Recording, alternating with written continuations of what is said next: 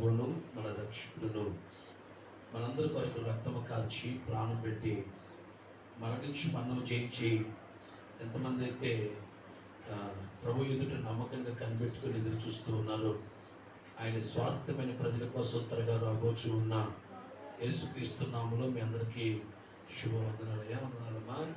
దేవుడిని అందరిని ఆస్వాదించుడు గాక. మరి ఎంతగానో చాలా చాలా ఓర్పు సహనము, మరి ప్రభు మనస్సు ఎరిగిన వాడై ప్రేమ కలిగిన దేవుని సేవకులు, దేవుని ఏర్పాటు చొప్పున ఆయన ఆత్మ ప్రేరేపణలో ముత్తుకూరు మండలానికి ఒక పాస్టర్స్కి ఒక నాయకుడిగా, దేవుని యొక్క ఆలోచన చొప్పున ఒక నాయకుడిగా ఆయన కృప ద్వారా నడిపిస్తూ అలాగ ఉన్న సేవకులు దేవుడు మనకు ఇచ్చిన ఆత్మీయ తండ్రి. అలాంటి సేవకులు అంటే నిజంగా నాకు ఎంతో ఇష్టము.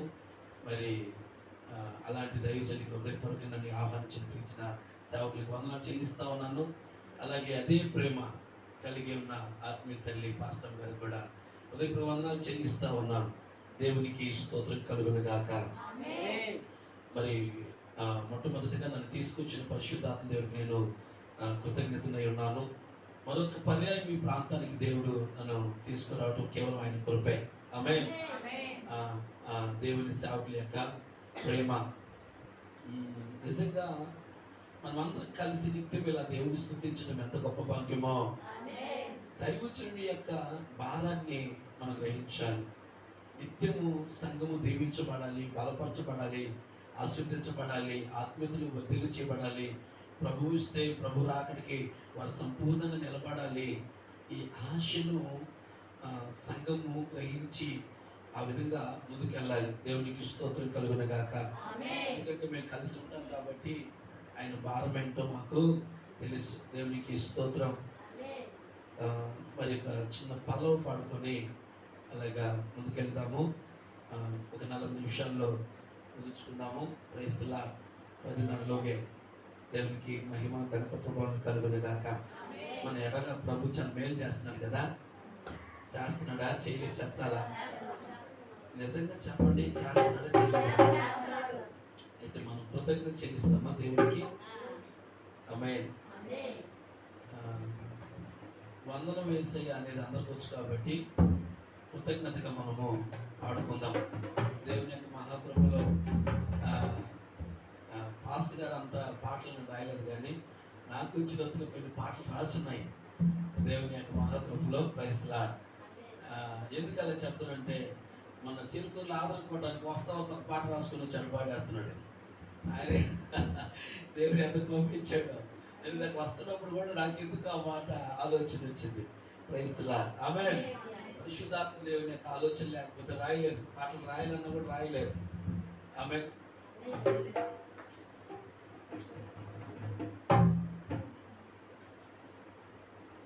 తల్లి తన బిడ్డలను మరచిన నేను మరువా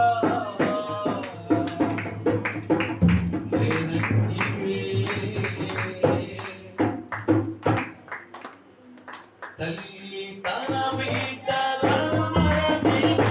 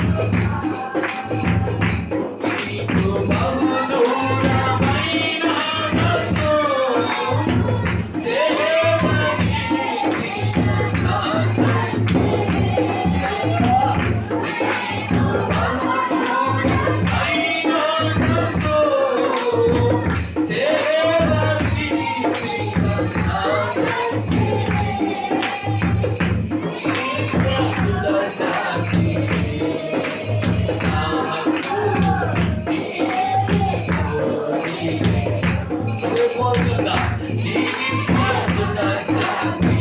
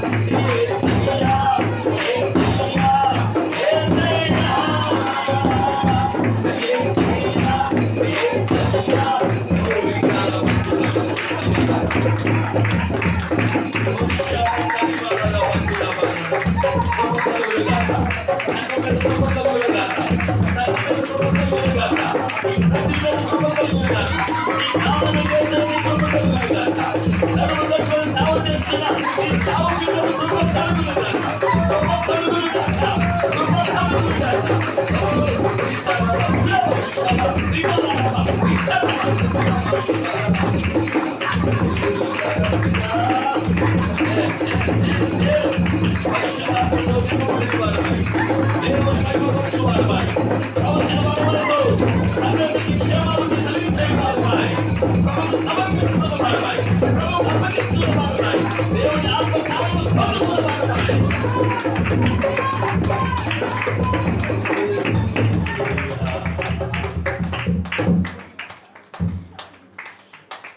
యేసయ్యా యేసయ్యా యేసయ్యా యేసయ్యా. Thank you Lord. Holy Spirit. ప్రేమ కలిగిన తండ్రి, పరిశుద్ధ స్తోత్రాలు. కృప కలిగిన నీ హస్తములకు నాయన మా బ్రతుకులు సమర్పించుకుంటున్నాను. ఈ రాత్రి చూచుచున్న దేవుడిగా నువ్వు ఉన్నావు స్వామి. ఓ ఒక భయంకరమైన అయా ఆ పెయిన్తో బాధపడుతూ ఉన్నారు ఎవరో నాయన. నిజంగా వారు బాధపడుతూ ఉన్నారని తెలియపరుస్తూ ఉన్నాను నాయన. అయ్యా నిజంగా వారిని ఈ రాత్రి నువ్వు తాగబోతున్నందుకు నేను స్తోత్రాలు చెల్లిస్తూ ఉన్నాను ప్రభు. నేను కృతజ్ఞతలు తెలుపుతూ ఉన్నానయ్యా.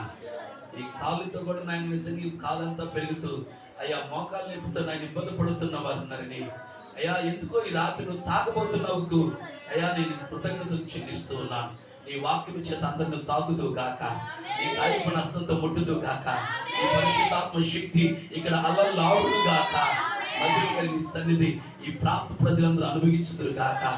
ప్రభా ఈ సమయం నీ సిలువ సాటి దాసులు మరుగుపరచండి అయ్యా. నీ సిలువ సాటి మరుగుపరిచి మీరు మాత్రమే కనబడి మీరు కార్యము చేసి మహిమ పొందమని అప్పగించుకుంటూ యేసు నామములో అడిగి పొందుకుంటున్నాం మా తండ్రి. ఆమేన్ ఆమేన్. హల్లెలూయా హల్లెలూయా. బిగ్గరగా సపోర్ట్ కొడుతూ పరిశుద్ధాత్మ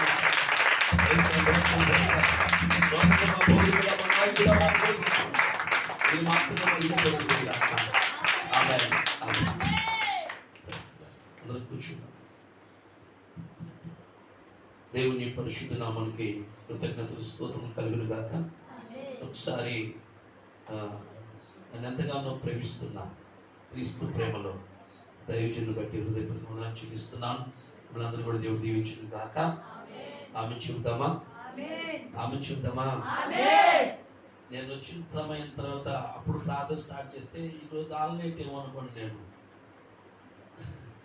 మేము రావడం లేట్ అయిపోయింది. కనీసం ఎక్కడ ఆగి టీ అన్న తాగదాం అనుకున్నాం. మేము టైం అయిపోయింది. పాస్టర్ గారు ఇంకా ఒకవేళ మనసులో మన గురించి ఇబ్బంది పడతాడేమో చెప్పి అది కూడా తాగకూడదు అనుకోండి. అట్లాగా అంత ప్రయాస పరిగెత్తి నిజంగా చెప్తున్నాను దేవుని ఎదుట టైం అయిపోయింది అనేసి. ఇక్కడికి వచ్చిన తర్వాత అప్పుడు ఒకరి మీద ప్రార్థన చేసి స్టార్ట్ చేస్తాను. ఈరోజు ఆల్నైట్ ఏమని. అందుకని పాస్టర్ గారు ఈరోజు ఆల్నైట్ ఎప్పుడైనా అడిగలేదు. దేవుడికి స్తోత్రం కలుగును గాక. హల్లెలూయా. ఓకే, మంచి కొద్ది నిమిషాలు దేవుని యొక్క మాటలు మనం విందాము. యెషయా గ్రంథము అందరూ చూద్దాం. బైబిల్ చూద్దాం. ప్రతి ఒక్కరు కూడా దేవుడు మనకు బైబిల్ ఇచ్చినప్పుడు వాక్యాన్ని చూడటం చాలా విధేయత కలిగిన వారమై ఉంటాం. వాక్యానికి ఎప్పుడు అవిధేయత మనం చూపకూడదు కూడా. ఇష్టపడడం మనము అందరము కూడా దీనులమై ప్రభు ఎదుట సాగిపడాలి. అబ్రాహము లాంటి వాడే నిండు వయస్సులో దేవుని ఎదుట సాగిపడి నీ కటాక్షం నా మీద ఉన్న ఎడల నన్ను దాటిపోతాయని బ్రతిలాడుతూ ఉన్నాడు. నీ కటాక్షం నా మీద ఉన్న ఎడల నన్ను దాటిపోతాయని ఆయన కాలు పడిపోతూ ఉన్నాడు. కాబట్టి ప్రభు సన్నిధిలో మనం లాపగించుకోవాలి. ఎవడు దీనుడై కలిగిన హృదయం కలిగిన వాడై నా ఎదుట నివసిస్తున్నారో అలాంటి వినయం కలిగిన వారి వద్ద నేను నివాసం చేయడానికి వస్తున్నానని ప్రభు చెప్తున్నాడు. ఆయన నివాసము వినయం కలిగిన వారి వద్ద ఎప్పుడు ఉంటుంది. మనం దేవునికి ఎప్పుడు కూడా మనం వినయము విధేయత కలిగిన వారమై ప్రభు సన్నిధిలో నిత్యము బ్రతుకుదు గాక. చదవగలిగిన వాళ్ళు చదవండి. 44వ అధ్యాయము 1 నుంచి 3 వచనాలు త్వరగా చదువుదాము. కొంచెం స్పీడ్గా చెప్తాను ఎందుకంటే థ్యాంక్ యూ పాస్టర్. నేను ఏర్పరచుకున్న ఇశ్రాయేలు వినుము. నిన్ను సృష్టించి గర్భంలో నిన్ను నిర్మించి నీకు సహాయం చేయవాడని యెహోవా ఇలాగూ సెలవిచ్చుచున్నాడు. నా సేవకుడవగు యాకోబు, నేను ఏర్పరచుకుని యెషూరను భయపడకుము. నేను దప్పి గలవారి మీద నీళ్లను, ఎండిన భూమి మీద ప్రవాహ జలమును కుమ్మరించెదను. నీ సంతతి మీద నా ఆత్మను కుమ్మరించెదను. నీకు పుట్టిన వారిని నేను ఆశీర్వదించెదను. నీటి కాలువల యొద్ద నాటబడిన నిరవంజి చెట్టు గడ్డిలో ఎదుగునట్లు వారు ఎదుగుదురు. ఆమేన్ హల్లెలూయా. నీటి కాలువల యొద్ద నిరవంజి చెట్టు ఎదుగునట్టు వారి గడ్డిలో ఎదుగుదురు. ఆమె చెప్తామా. ఈ రాత్రి మనము ఆత్మీయంగా ఎదుగుదుము గాక, అనేకులకి ఆశీర్వాదకరంగా ఎదుగుదుము గాక. ఒక పుట్టిన బిడ్డ నెలలు నింపబడిపోతూ ఉన్నా, సంవత్సరాలు గడిచిపోతూ ఉన్నా ఆ బిడ్డ ఎదగకపోతే ఆ బిడ్డని కన్న తల్లిదండ్రులు వేదన కలిగిన వారుగా, బాధ కలిగిన వారుగా ఉంటాడు. వీడేంద్రా పుట్టినట్టే ఉన్నాడు, బుడ్డగా ఉన్నాడు, పొట్టిగా ఉన్నాడు, ఇది ఎదగట్లేదే అని ప్రతి తల్లిదండ్రులు బాధపడతారు. ఇంకా హాస్పిటల్కి వెళ్ళి, డాక్టర్లకి వెళ్ళి వీడికి ఎన్నెన్నో పెడతా ఉన్నాయి, ఎదగట్లేదు, ఇక్కడే ఉన్నాడు అని చెప్పి బాధపడుతున్న వాళ్ళు ఉన్నారు. మరి లోక సంబంధమైన, శరీర సంబంధమైన తల్లిదండ్రులే నా బిడ్డ ఎదగలేదే అంటే బాధపడితే, పరలోక సంబంధమైన దేవుడు నేను పుట్టినది మొదలుకొని, తల్లి కడుపులో బయటకు వచ్చేది మొదలుకొని ఈ క్షణం వరకు ఎన్నో ఇరుకులు, ఇబ్బందులు, పోరాటాలు, కష్టాలు, అవమానాలు, నిందలు, బాధలు అనేక స్థితిలో ఉన్న పట్టుకున్న చెయ్యి నేను విడిచిపెట్టకుండా ఈ రోజు వరకు నేను కాపాడుకుంటూ వస్తూ ఉన్నాడే. అనేక సార్లు మొరపెడితే అనేక ప్రార్థనలకు జవాబిస్తూ అన్ని విధములుగా క్షేమకరమైన కృపనిచ్చి ఆయన కాపాడుకుంటూ వస్తూ ఉన్నాడే. మరి ఇన్ని విధాలుగా దేవుడు మేలు చేస్తూ ప్రాణం పెట్టిన దేవుడు ఇంతవరకు నీ కొరకు ఆ విధంగా చేస్తే నువ్వు ఎంత ఎదుగుతున్నావు ఆత్మీయ జీవితం అనేది మనం అందరం వ్యక్తిగతంగా పరిశీలన చేసుకోవాలి. ఆత్మీయతలో ఎదుగుతున్న వారు ఎప్పుడు కూడా, మరలా చెప్తున్నాను, ఆత్మీయతలో ఎదుగుతున్న ప్రతి ఒక్కరు కూడా ఏకూజాము లేసి ఖచ్చితంగా కృప కొరకు దావీదు వలె కనిపెట్టుకొని తప్పకుండా ప్రార్థన చేస్తారు. ఈ యొక్క ఆత్మీయ ఎదుగుదల ఖచ్చితంగా ఉన్నది అని అర్థం. క్రైస్తవుల జీవితము ఆహారం లేకపోయినా బ్రతకగలుగుతారేమో, కానీ నిజమైన క్రైస్తవుల జీవితం ఉదయకాలం స్తోత్ర ప్రార్థన లేకుండా మాత్రం బ్రతకలేరు. ఎన్ని పోరాటాలు ఉన్నా, ఎన్ని పనులున్నా, ఎంత టైం అయినా సరే పనుకునేటప్పటికీ ఉదయకాలం ఖచ్చితంగా మొదటి గడిలో నువ్వు తండ్రితో గడపాలి. అప్పుడు నువ్వు ఎదుగుతున్నావు, అనేకులు కూడా నువ్వు ఎదిగిస్తున్నావు అని అర్థం. ఎందుకంటే నువ్వు ఎదగాలి, అప్పుడు నీ పక్క వాళ్ళు కూడా ఎదుగుతారు. నువ్వు ఎంతోమంది రోజు క్రైస్తవ జీవితంలో నిజంగా దేవుడు సంచరిస్తున్న సమయంలో, మరి ఆయన తిరుగుతున్న సమయంలో, సంచరిస్తున్న సమయంలో చాలామంది నిద్రపోతూ ప్రార్థన అనే ఆ స్తుతి అనే అనుభవం లేక, ఉదయకాలము ఆ కృప పొందుకోలేక చాలామంది ఆశీర్వాదానికి దూరం అవుతున్నారు. పిల్లలు, ఈ విషయాలు మనం ఎందుకో ప్రభు ఈ మాట ముందుగా తెలియపరుస్తూ ఉన్నాడు. కాబట్టి ఈ కృప నుండి మనము దూరం కాకున్నట్లుగా ఆ యొక్క నీటి కాలువల యొక్క నిరవధి చెట్టు ఎట్లా ఎదుగుతుందో మనం ఎదగాల. ఆమేన్. ఆమేన్ చెప్తామా? అయితే ఇక్కడ మనం చదివిన యొక్క వాక్య భాగంలో, నా సేవకుడైన యాకోబు, నేను ఏర్పరచుకున్న ఇశ్రాయేలు వినుము అని అన్నాడు. ఆమేన్. యాకోబుగా ఉన్న జీవితము దేవుడు ఏం చేశాడంటే, తన ప్రార్థనా జీవితాన్ని బట్టి, తన మాలిన జీవితాన్ని బట్టి, దేవుడితో తన బంధాన్ని ఏ విధంగా కలిగి ఉన్నాడో హృదయాన్ని చూస్తున్న దేవుడు మాత్రం కనుక అలాంటి స్థితిని బట్టి యాకోబుగా ఉన్న తన జీవితాన్ని ఇజ్రాయేలుగా దేవుడు మార్చాడు. ఆమేన్. ఆశీర్వదించబడినవాడిగా మార్చాడు.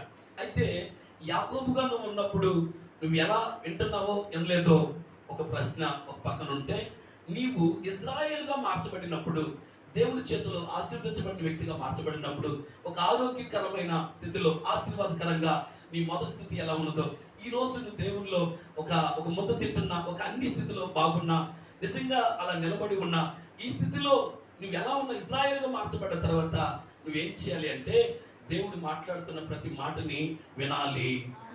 ఆమె చూద్దామా? వినాలి. ఆమేన్. యాకోబుగా ఉన్న జీవితంలో నువ్వు విన్నావో వినలేదో, అయితే నిన్ను ఆశీర్వదించిన తర్వాత నువ్వు విన్నావు. అప్పుడు నువ్వు విన్న తర్వాతే ఆశీర్వదించబడ్డావు, దేవుని సన్నిధిలో ప్రార్థన చేశావు, వెలుగులాడావు. ఆయన కొట్టినా, తొడగుడు వాసినా పర్వాలేదు ప్రభా, నువ్వు ఆశీర్దిస్తేనే కానీ గెలిచినాను వెళతానని అలాంటి ఆకలి కలిగిన వాడి, తృష్ణ కలిగిన వాడి దేవుని చేతిలో, దేవుని సన్నిధిలో ఆశీర్వదించబడిన వాడిగా మార్చబడ్డాడు. ఆశీర్వదించబడిన వ్యక్తి, ఒక స్థిరముగా దేవుని సన్నిధిలో ఉన్న వ్యక్తి ఏం చేయాలి అంటే ఫస్ట్ వినాలి. ఆమేన్. అందుకని మాట్లాడుతున్నాడు, ఇశ్రాయేలు నువ్వు వినుము, నేను ఏర్పరచుకున్న ఇశ్రాయేలు నువ్వు విను అని అంటున్నాడు. ఈరోజు చాలా మంది వినటానికి తక్కువగా చాలా మంది వినటానికి ఇష్టపడట్లేదు. వినటం వలన ఏం కలుగుతుంది? విశ్వాసము కలుగుతుంది. విశ్వాసం లేకుండా దేవునికి ఇష్టం వినుట అసాధ్యము. ఎస్, దేవునికి ఇష్టం లేని పరిస్థితులను ఉంటే నీ పట్ల కార్యాలు జరగటం కూడా ఆగిపోతాయి. యేసుక్రీస్తు ప్రభు సేవ చేస్తున్న అనుభవాల్లో తన సొంత సహోదరులు కూడా యేసునందు విశ్వాసం ఉంచకపోవటం వలన సహోదరులు దేవుని కార్యాలు చేయలేరు. ఈరోజు ప్రేమైన దేవుని బిడ్డలారా, యేసునందు నీ మొదటి విశ్వాసం ఎలా ఉంది, ఈ రోజు నీ విశ్వాసం ఎలా ఉంది అని పరిశుద్ధాత్మ దేవుడు మనకు తెలియపరుస్తున్నాడు. మనం ఎప్పుడు కూడా దేవుని యొక్క వాక్యాన్ని వింటూనే ఉండాలి. నీ ఆత్మీయ జీవితంలో ఉదయకాలం వేసి స్తోత్ర ప్రార్థన చేసుకొని తర్వాత బైబిల్ వాక్యాన్ని చదువుకొని, ఖచ్చితంగా క్రైస్తవులు దేవుని బిడ్డలు బైబిల్ చదవాలి. ఇలా బైబిల్ చదువుకుంటూ ప్రార్థన చేసుకుంటూ ముందుకెళ్తుంటే వారి ఆత్మీయ జీవితాన్ని సాధారణ మట్లేడు. ఖచ్చితంగా వారు నెరవంచి చెట్టు ఎదిగినట్లుగా ఖచ్చితంగా ఎదగతారు. ఆమేన్. కాబట్టి మనం వినాలి అంటున్నాడు. నిన్ను సృష్టించి గర్భములో నిన్ను నిర్మించి నీకు సహాయం చేయవాడైన యెహోవా, నిన్ను నేను సృష్టించాను, నిర్మాణం చేసుకున్న నా కోసము. అయితే నీకు సహాయం చేసే యెహోవా అయిన దేవుడైన, సృష్టికర్త అయిన దేవుడైన నేను నీతో మాట్లాడుతున్న మాట ఏంటంటే, ఇదిగో నేను ఏర్పరచుకున్నా నిన్ను, నా కొరకు నేను ఏం చేశాను, ఏర్పరచుకున్నా. అయితే నీతో చెప్తున్న మాట ఏంటంటే, నువ్వు భయపడబాక. ఆమె చెప్తామా? మొదట ఏం చెప్పాడంటే, నువ్వు విను. ఆమె మొదటి నువ్వేం చెప్తున్నావు, దేవుని మాటలు ఏం చేయాలా, వినాలి. వినటం వల్ల ఏం కలుగుతుంది, విశ్వాసం కలుగుతుంది. నీకు సహాయం చేసే దేవుడు నీతో మాట్లాడుతున్న మాట ఏంటంటే, నువ్వు భయపడబాక అని అంటున్నాడు. ఎస్, ఈరోజు దేవుని బిడ్డలు ఏ విషయంలో కూడా భయపడకూడదు. అనేక మంది దేవుని బిడ్డలు భయపడుతున్నారు. ఒక చిన్న సమస్య వస్తే భయపడుతున్నారు, బిడ్డలకు బాగలేకపోతే భయపడుతున్నారు. ఎక్కడెక్కడో ముందున్న ఆచారాన్ని విడిచిపెట్టకుండా ఇదిగో తాయితులకనో అక్కడే లేకపోతే మంత్రగాలకని ఎక్కడికెక్కడికో వెళ్ళి ఆ సీటాకులను ఇలా కట్టుకొని రకరకాల బిడ్డలకు బాగలేకపోతుంటే అలా వచ్చినప్పుడు ఇలాంటి చోటకు పరిగెత్తుకొని ఎవరికి తెలియకుండానే దేవుని బిడ్డలుగా కొంతమంది అలాగా చేసేవాళ్ళు ఉన్నారు. నా దేవుడు నాతో లేడా అనే ఆ ధైర్యము కోల్పోతున్నారు. ఒకరోజు యేసుక్రీస్తు ప్రభు మరి సముద్రంలో ఆయన ప్రయాణం చేస్తున్నప్పుడు శిష్యులు కూడా ప్రయాణం చేస్తూ ఉంటారు. అయితే ప్రయాణం చేస్తున్నప్పుడు ఆయన తలగడలు వాల్చుకొని అమరమనాల పనుకో ఉంటే వారు వెళుతున్న ఆ ఓడ మీద గాలి అలా పైకి లేపి తుఫాన్ అలా గాలి కొట్టింది. అలా గాలి కొట్టినప్పుడు శిష్యులు అందరూ కూడా వారు ఏం చేస్తారంటే భయపడిపోతుంటారు. ఇది మార్క్స్ వార్త 4వ అధ్యాయము 40వ వచనంలో 39-40లో ఇలా ఉంటాయి. అయితే ఉన్నప్పుడు వాళ్ళు భయపడిపోతూ ఉంటారు. అప్పుడు ప్రభువుని లేపి, మేము ఈ విధంగా నశించిపోతా ఉన్నాము, నాశనం అయిపోతా ఉన్నాము, ఈ విధంగా ఇబ్బంది పడిపోయి మా కళ్ళాలు పెట్టి బాధపడి చావు బతుకుల మధ్య వెళ్ళిపోతూ ఉంటే నీకేమి పట్టినట్టుకుంటా అలాగే నిద్రపోతావు, నీకేం చింతలేదయా అని చెప్పి యేసు ప్రభు మీదకే గొడవకు వచ్చేసే పరిస్థితులకు వెళ్ళిపోతారు. అప్పుడు ప్రభు లేచిన తర్వాత గాలిని గద్దించినప్పుడు ఆ గాలి ఏమైపోయిందంటే నిమ్మలమైపోతుంది, ఆగిపోతుంది అన్నమాట. ఎందుకంటే ఈ సృష్టి మొత్తము దేవుని ద్వారా సృష్టించబడింది కనుక ఆయన మాట్లాడినప్పుడు సమస్తం లోబడాల్సిందే. ఆమేన్. సమస్తము కూడా లోబడి ఆయన మాటకి అలాగే లోబడిపోవాల్సిందే.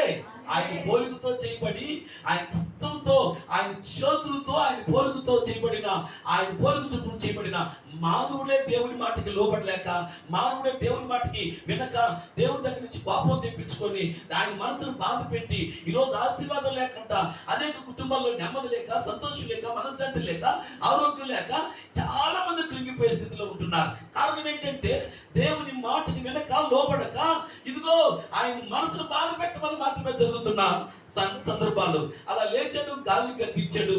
అయితే అక్కడ తర్వాత ఏమంటున్నారు, శిష్యులతో ఎవరు మాట్లాడుతున్నారు తెలుసా?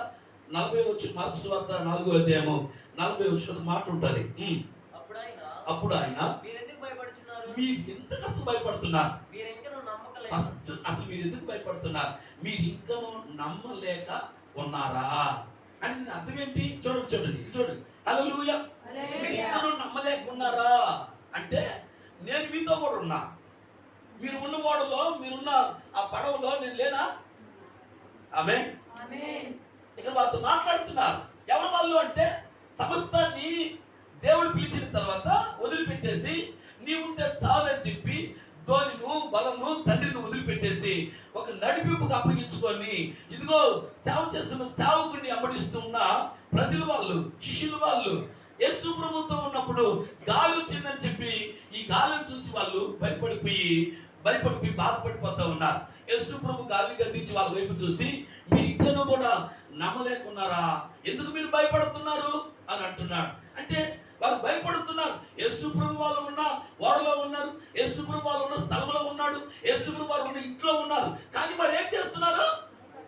అపవాది చేసే వాటికి భయపడుతున్నారు.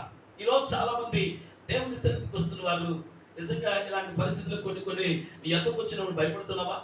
దేవుని మందిరాన్ని కూడా ఆపేసి, ప్రార్థన కూడా ఆపేసి, సేవకుని మాట కూడా లెక్క చేయకుండా ఆపేసి నీ ఇష్ట ప్రకారంగా వెళ్ళిపోయే ప్రజలు చాలా మంది ఉంటున్నారు. అందుకంటున్నారు, నువ్వు నిజంగా నా ఎందుకు విశ్వాసం కలిగినట్లయితే, నువ్వు నిజంగా నన్ను నమ్ముకున్నట్లయితే ఏ విషయంలో కూడా నువ్వు భయపడవు, ధైర్యంగా ఉంటావు. స్తోత్రం కలుగును గాక. హల్లెలూయా. ఎందుకో తెలుసా? నేను నీతో ఉన్నాను. ఆమె చెప్తామా? నేను నీతో ఉన్నాను. ప్రభు చెప్పే మాట, నేను నీతో ఉన్నాను. పక్కన వైపు ఒకసారి చేయి తీసుకొని చెప్పండి. పక్కన చేయి తీసుకొని చెప్పండి, ప్రభు నీతో ఉన్నాడని. పక్కన చేయి తీసుకొని చెప్పండి, ప్రభు నీతో ఉన్నాడు. ప్రభు మీతో ఉన్నాడు. ఆమేన్. చెప్పండి. ఆమేన్. కాబట్టి ధైర్యం తెచ్చుకోండి. ఆమేన్. నీ చేసే ప్రతి ప్రయత్నంలోనూ, నీ కార్యం అన్నింటిలో కూడా ప్రభు నీతో ఉన్నాడు. కాబట్టి నీ కార్యాన్ని సఫలం చేస్తాడు. హల్లెలూయా. ఆయన నీతో లేకపోతే నీ కార్యం ఫెయిల్ అవుతుంది. ఆయన నీతో ఉన్నాడని నీ మనసులో ధైర్యం ఉంటే సక్సెస్ఫుల్ గా అయిపోతుంది. నీ జీవితంలో ఏ పని తలపెట్టినా కూడా అది ఆశీర్వాదకరంగా మారిపోతుంది. ఆమేన్. ఇప్పుడు చెప్పండి, ప్రభు నీతో ఉన్నాడా? ఆమేన్.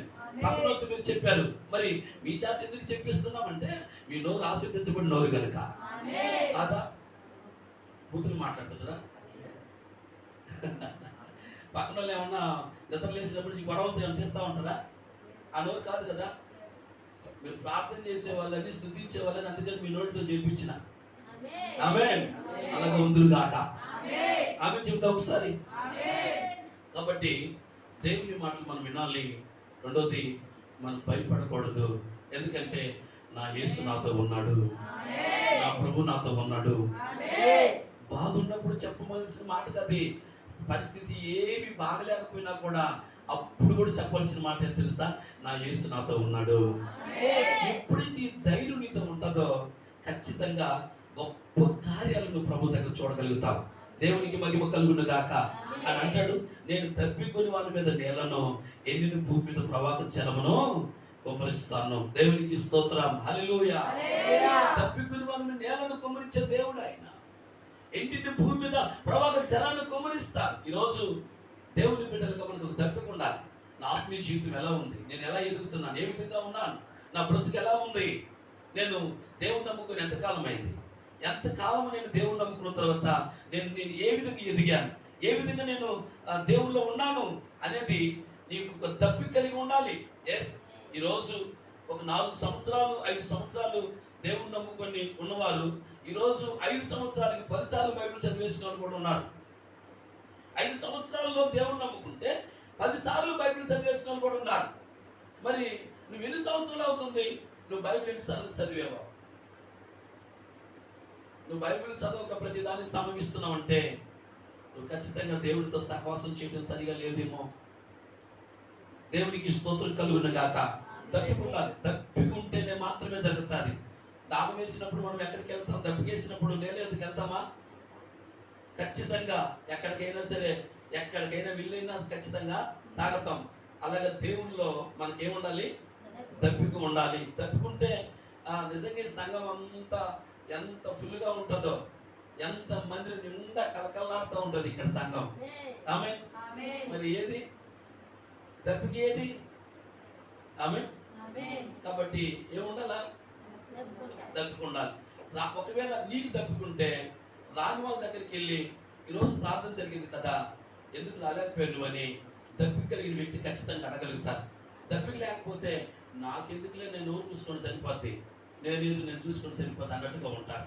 ఒకవేళ ఎవరైనా రాలేకపోతే వాళ్ళని అడగాలి. దప్పిక కలిగిన వాళ్ళకి ఏమైనా ప్రాబ్లమే రాలేకపోయినా, ఏమైనా ఇబ్బంది రాలేకపోయినా, ఏమైనా సమస్యలు రాలేకపోయినా ఖచ్చితంగా దప్పిక కలిగిన వాళ్ళు అడుగుతారు. ఒకవేళ ఏమైనా చిన్న సమస్య పోరాటం ఉంటే దైవజనుడికి తెలియపరుస్తారు. దేవునికి స్తోత్రం కలుగును గాక. అందరి దగ్గరికి వెళ్ళి సేవకులు ఎందుకు రాలేకపోయారు అని చెప్పి సేవకులు అడగాల్సిన అవసరం లేదు. దప్పికొనిగిన వాళ్ళు తప్పకుండా అలా సంఘాన్ని నిజంగా అడిగి పలకరించి సహవాసంలో కలుపుకుంటారు. దేవునికి స్తోత్రం కలుగును గాక. అప్పుడు వారి సమస్య నీకు తెలుస్తుంది, వారి కోసం ప్రార్థన చేస్తావు. మరొక వారం ఖచ్చితంగా నీకంటూ ముందుంటారు వాళ్ళు. హల్లెలూయా. ఈ దప్పిక నీకుంటే ఖచ్చితంగా నువ్వు దీవించబడతావు. అలాంటి నీకు దప్పికుంది కాబట్టి దేవుడు చూస్తున్నాడు, కాబట్టి దేవుడిని ఆశ్రయిస్తాడు యేసు నామములో. ఎండిన భూమి మీద ప్రవాహ జలాన్ని కుమ్మరిస్తాడు ఆయన. ఎండిన చెప్పండి ఎండిన మీరు చెప్పండి, ఎండిన భూమి మీద ఏం చేస్తాడంట? ప్రవాహ జలమునే కుమ్మరిస్తా. ప్రవాహ జలమునే కుమ్మరించే దేవుడు ఆయన. అరే భూమి ఎండిపోయింది, భూమి ఏమైపోయింది? ఎండిపోయే కొద్ది భూమి పగిలిపోతుంది, అలాగే చీలిపోతా ఉంది.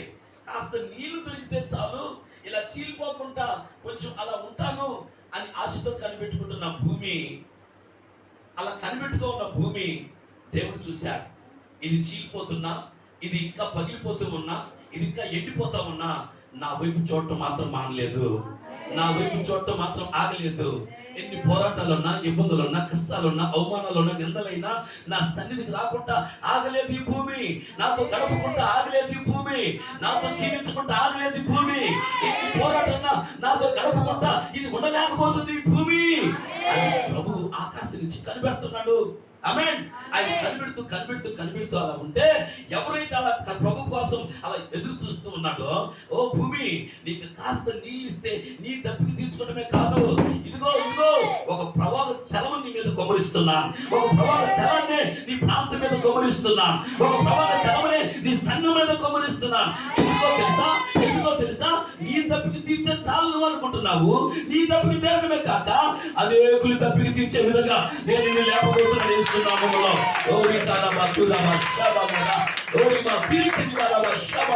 అనేక తప్పులు తెచ్చే వ్యక్తిగా నువ్వు సంఘంలో ఉండాలి. అది దేవుని ఏర్పరిచిన ఏర్పాటు. అంటే ఏదో ఉంటే ఆశపశ ఏర్పాటు కాదు దేవుని ఏర్పాటు. నీవు తప్పికి తెచ్చబడాలి, అనేకులు తప్పికి తీర్చే విధంగా నువ్వు మార్చబడాలి. ఇది నీ మీద ప్రణాళిక. ఈ రాత్రి ఏర్పరచుకున్న వారిని, ఆయన మనసులో ఉన్న మాటను పరిశుద్ధాత్మ బయలుపరుస్తున్న మాట తెలుసా? నువ్వు తప్పికి తీర్చబడాలి, అనేకులు తప్పికి తీర్చుకోవాలి. ఎంతమంది అనేకులు తప్పికి తీర్చే విధంగా దేవుని మాట వాళ్ళకి చెప్పి నలిగిపోయిన వారు ఉన్నారు, పిగిపోయిన వారు ఉన్నారు, బలహీనమైన వారు ఉన్నారు, రకరకాల సమస్యలతో ఉన్న వారు ఉన్నారు. వీళ్ళందరి దగ్గరికి వెళ్ళి నిజంగా వారి తప్పికి తీర్చే విధంగా అలాంటి ప్రవాహ జలమును పొందుకున్న భూమి అనే వ్యక్తులు ఎంతమంది ఉన్నారు ఇక్కడ? ఎంతమందికి దేవుని మాటలు చెప్పి రండి మీ తప్పికి దేవుడు తీరుస్తాడని ఎంతమంది ప్రభు ఎదురు తీసుకురాగలుగుతున్నారు? ప్రభు త్వరగా రాబోతున్నాడు. యేసు ప్రభు త్వరగా రాబోతున్నాడు. కొంతమంది చెప్తున్నారు ఆయన బయలుదేరిస్తున్నాడు. బయలుదేరిన వ్యక్తి రావడానికి పెద్ద సమయం అయితే లేదు. అందుకనే కొద్దిమందిగా ఉన్న మనము ఈ ప్రాంతానంతా మార్చే స్థితిలోకి మారిపోలేస్తున్నాము. ఆమేన్, ఆమేన్. ఎవరు మార్చగలుగుతారు తెలుసా? ఎలాంటి వారు మార్చగలుగుతారు తెలుసా? ఇదిగో కట్టెల కింద ఒక నువ్వు పెడితే కట్టెలంతా ఈ నిప్పు ఏం చేస్తుందంట? చెప్పండి నిప్పు ఏం చేస్తుంది? కట్టెల కింద నువ్వు ఎన్ని కట్టెలున్నా కూడా ఈ నువ్వు ఏం చేస్తుందంటే కట్టెల్ని తగలబెట్టేస్తుందంట. ఆమేన్. ఎవరు కట్టెల కింద నిప్పులాగా ఎవరైతే ఉన్నారో ఇక్కడ, ఎలాంటి కట్టెైన వారిని బట్టి కాలిపోలేస్తున్నాము. దేవుని కొరకు కాలాల వాళ్ళు అది కట్టెల కింద నిప్పులాగా ఉన్నప్పుడే అలాంటి కార్యం జరుగుతుంది. ఇంకొక మాట చెప్పాలంటే, ఇదిగో ఒక పనుల కింద దివిటిలాగా ఎవరైతే ఉంటారో, ఆమేన్, ఒక ఎంత పెద్ద పనైనా, ఎలాంటి పెద్ద పనైనా, ఎంత పనున్నా కూడా వారు దీపంలాగా ఉంటే, వారు మండుచున్న దీపంలాగా ఉంటే, ఎంత పెద్ద పనైనా తగలబెట్టుకొని వచ్చేస్తారు. హల్లెలూయా, హల్లెలూయా.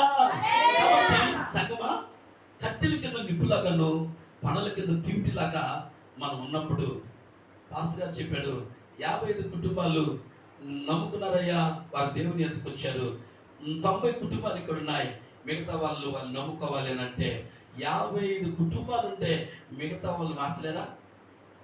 చెప్పండి. కట్టెలో కట్టిగా ఉన్నారా? కట్టెల కింద నుప్పుగా ఉన్నారా? కట్టెలతో ఉన్న కట్టిగా ఉన్నారా? కట్టెల కింద నుప్పుగా ఉన్నారా? పనులు కలిసిపోయినట్టున్నారా? పనుల కింద ఒక దివిటిలాగా ఉన్నారా? ఒక్క చోట అగ్గి పెడితే చాలు, ఆ దీపాన్ని ఒక్క పక్కన మంటేస్తే చాలు, ఎంత పనైనా తగిలి పెట్టుకొని వచ్చేస్తుంది. ఆమేన్.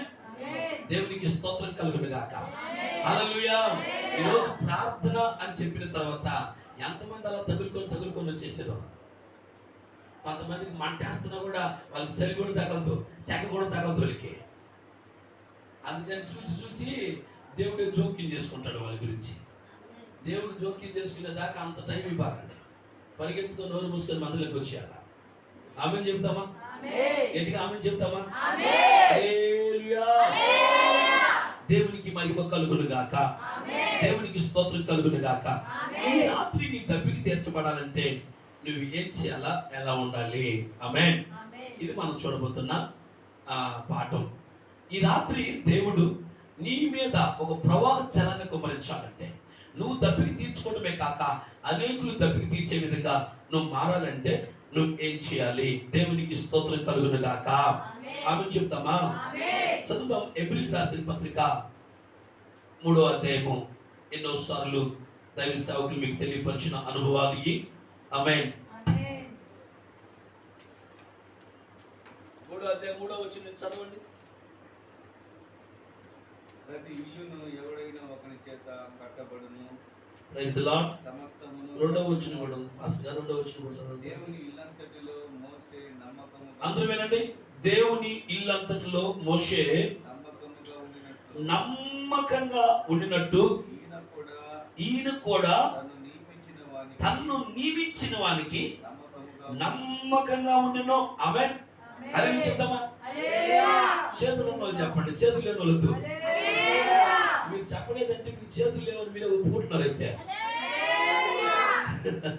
కొంతమందికి కొత్త చేతులు ఉన్నాయి, కొంతమందికి దారాలంటే చాపల చేతులు కూడా ఉంటాయి. మనకి నిండు చేతులుగా ఉండును గాక. ఆశీర్వదించబడిన చేతులుగా మార్చబడును గాక. హల్లెలూయా. ఇక్కడ చదువుతున్న వాక్య భాగంలో దేవుని ఇల్లు అంతట్లో మోషే నమ్మకంగా ఉండినట్టు ఈయన కూడా తను నియమించిన వానికి ఎలా ఉన్నాడంట? ఈయన కూడా తను నియమించిన వానికి నమ్మకంగా ఉన్నాడు. మోషేని ఒక ఆయన నియమించాడు. అలాగే యేసు ప్రభువును కూడా ఒక ఆయన ఏం చేశాడు? నియమించాడు. ఇదిగో ఈ పని కోసం అని కొందరిని ఏ విధంగా నియమించుకుంటారో ఆ ప్రకారం కొంతమందిని అలా. ఇప్పుడు మన సంఘంలో ఇదిగో నువ్వు ఈ పని చేయాలా, ఇదిగో చిమ్ముకోవాలా, నువ్వు బట్టలేసుకోవాలా, మైకులు పెట్టుకోవాలా, ఇదిగో సేవకులు వచ్చేటప్పటికి యేసుక్రీస్తు ప్రభు యొక్క మార్గాన్ని యోహాను ఏ విధంగా ముందుగా మార్గాన్ని సిద్ధం చేశాడో. ఆమేన్. యేసు ప్రభు మార్గాన్ని సరళం చేసింది ఎవరు? బాప్తిస్మం ఇచ్చే యోహాను. ఆయన వచ్చేటప్పటికి మార్గాన్ని అంతా సరళం చేశాడు. ఆ ప్రకారం సంఘములో ఆ దైవజనులు వచ్చేటప్పటికి మైకులు పెట్టుకోవడం కానీ, పట్లు వేసుకోవడం కానీ, చిమ్ముకొని మొత్తం అంతా నీటికి చేసుకొని రెడీగా అలాగా ప్రార్థన చేసుకుంటూ మందిరంలో ఎవరైతే ఉంటారో వారిని కొన్ని పనుల వరకు దేవుడు ఏం చేస్తాడు? నియమిస్తాడు. ఆమేన్. అలాగా మోషే నియమించబడ్డాడు. యేసుక్రీస్తు ప్రభు కూడా తండ్రి పని నిమిత్తము నియమించబడ్డాడు. ఈరోజు సంఘములో ఇక్కడ కొంతమంది మనం వచ్చున్నాం కదా, ఎవరు ఏ పని కొరకు నియమించబడి ఉన్నారా? అసలు ఏ పనే లేకుండా, అలాంటి ఏర్పాట్లు లేకుండా ఎవరైనా మౌనంగా ప్రార్థనకు వచ్చి గమ్ముగా ప్రార్థన చేసుకుని వెళ్ళిపోయే వాళ్ళగా ఎవరైనా ఉన్నారా? లేదు, నేను ఏదో పని నా ఆత్మీయ తండ్రి ఇదిగో ఈ పని నియమించాడు, ఈ పని చెప్పాడు, లేకపోతే ఇలా ప్రార్థన చేయమన్నాడు, ఇదిగో ఈ కార్యం కోసం ఇలా చేయండి, లేకపోతే దీనికోసం చేయండి. అసలు ఏ పనిలో మిమ్మల్ని నియమించాడో ఆ పనిలో మోషే నమ్మకస్తులుగా ఉన్నట్లుగా, ప్రభు నమ్మకస్తులుగా ఉన్నట్లుగా ఇక్కడ ఎవరు ఉన్నారు అనేది ఒక ప్రశ్న. ఆమేన్. నియమించిన వానికి ఎలా ఉన్నారట? నమ్మకముగా. ఆమె చెప్తామా? నియమించిన వానికి మనం ఎలా కనబడాలంటే, ఎలా ఉండాలంటే నమ్మకంగా ఉండాలి. ఎందుకు అంటే వాళ్ళకి దీవెనలు మెండుగా కలుగుతాయి కనుక.